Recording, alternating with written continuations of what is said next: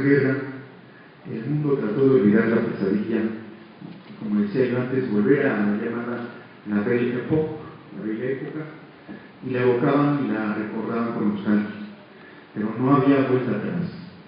Los cambios incluidos eran irreversibles. Los partidos de izquierda impusieron unas políticas sociales que hoy para nosotros son normales: seguros de desempleo, seguros por enfermedad, pensiones y viviendas, que reforzaron tremendamente el papel económico del Estado y que a su vez tuvo que aumentar la presión fiscal. Aquí quiero comentarles, y obviamente les invito a que el que quiera ya participar está bienvenido. En México, varios de nosotros hemos vivido la autorización de la reforma fiscal como empresarios, medianos, pequeños, como grandes empresas y como personas físicas o profesionistas. Y estamos pensando seriamente qué va a pasar. Bueno, pues todo tiene un enfoque muy claro, que es el enfoque histórico. Ahorita lo que les estoy tratando de compartir es que en economía, en ciencia económica, en ciencia política, hay una filosofía. Y así como en la ciencia y en la medicina, el enfoque debe ser integral. Son las etapas de desarrollo de la mente, del ser humano, que con un enfoque holístico, integral, va uno entendiendo los porqués, los para qué, los cómo y sobre todo las crisis de estos momentos, donde nos sentimos desamparados, desprotegidos o no representados. Sigo entonces. El Estado, ese papel económico que le da esa fuerza, aumenta la presión fiscal. Y entonces todo eso dice muy poco en favor de la ciencia económica y poco también de los estudiosos que se dieron cuenta hasta qué punto el panorama había cambiado y por lo tanto necesitábamos una nueva ciencia y política económica, una nueva teoría. Hubo un joven brillante que logró crear ideas a pesar del desconcierto de economistas y de políticos, y fue el famoso amigo economista John Maynard Keynes, que lo vio muy claro. Dijo: la economía ha cambiado de forma irreversible, y en 1936 saca su famoso libro Teoría General del Empleo, del Interés y del Dinero. Tampoco la ciencia económica volvería a ser como antes. También hubo otro gran economista por ese periodo, el famoso Joseph Schumpeter, creador del libro Capitalismo, Socialismo y Democracia, diciendo que el socialismo en su versión democrática hubiera venido para bien en todo caso. Pero el hecho es que la Gran Guerra, la del 14, actuó como partera que había acelerado la historia, una historia que hoy se mueve a velocidades increíbles.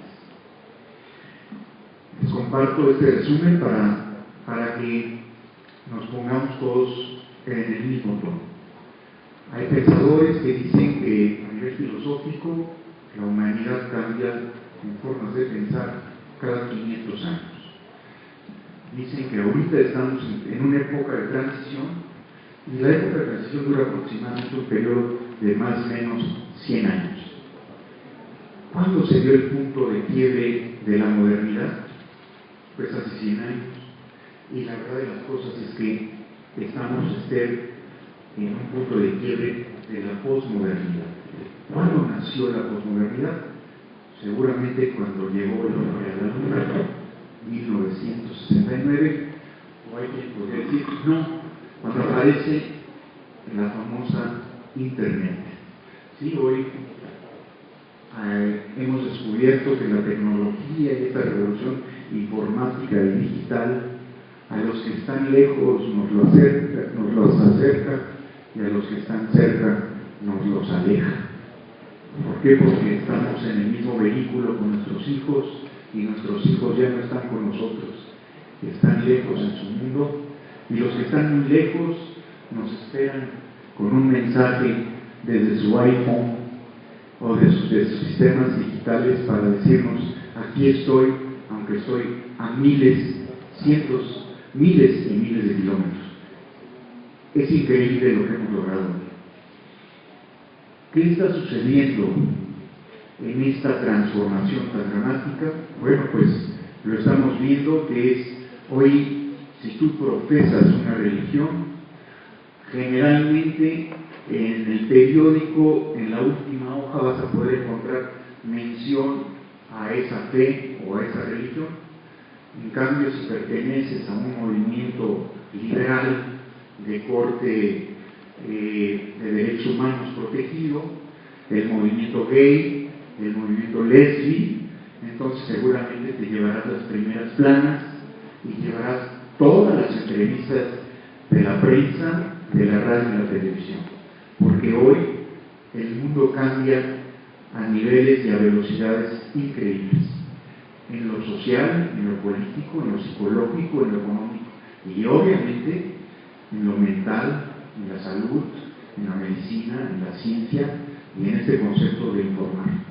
Pero además nos estamos informando, pero estamos perdiendo la capacidad de análisis, porque hay mucha información, pero es información que no la validamos y mucho menos la reflexionamos, y si no la reflexionamos, pues menos la entendemos.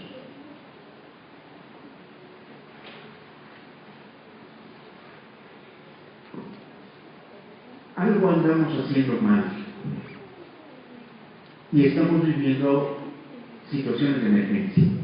En otros años me han invitado y les he platicado de la crisis del 2008, las burbujas que se crearon en los mercados de capitales y en los mercados capitalistas y que nos llevaron a vivir dolores tangibles como el desempleo, la quiebra de bancos, la quiebra de empresas, la depresión en mucha gente, los suicidios y además el destape de una corrupción que existía en lugares donde veíamos que eran casi inmaculados.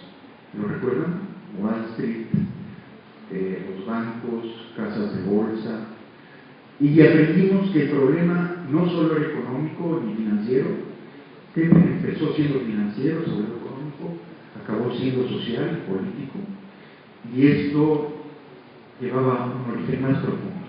Había un problema moral, un problema ético. Seguimos viviendo la situación de emergencia y hoy apenas en Europa se puede sostener el Estado social. Las instituciones del Estado democrático están en declive. Pero tenemos que luchar al menos por mantener en pie el Estado de Derecho. Y esto se reunió en Europa hace unos días un grupo de pensadores, filósofos, intelectuales y estrategas para decir, tenemos que hablar de una reforma del Estado. Y este seminario, donde llegaron catedráticos universitarios de lo mejor del mundo, dice algo muy importante, que es esta crisis del 2008 ha dejado una huella, que es una crisis económica del Estado, pero ha implicado el Estado de Derecho y nos tiene hoy en una situación de emergencia. A la propia sociedad la tiene en una situación de